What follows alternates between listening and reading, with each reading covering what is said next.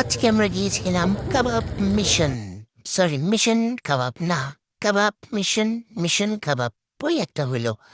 তারপর কোথায় গিয়েছিলাম? আল্লাহর দেন চুইগস্ত। এই লোকেশনটা আমার বাসা খুবই কাছে, কিন্তু আমার জামাই, বজ্জাত জামাই, সে আমাকে কোথাও নিয়ে যেতে চায় না।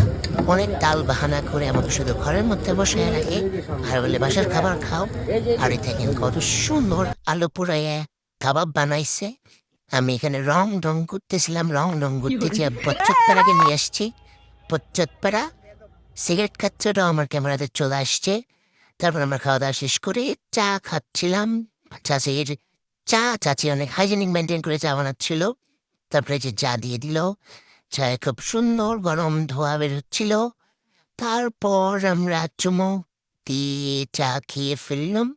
আমার বেটাকে বললাম, বচ্চাত বেটাকে চায়ের বললাম রিভিউ একটু দাও। রিভিউ দাও। তারপর সে বচ্চাত মার্কার ছেলে কি খারাপ রিভিউ দিল।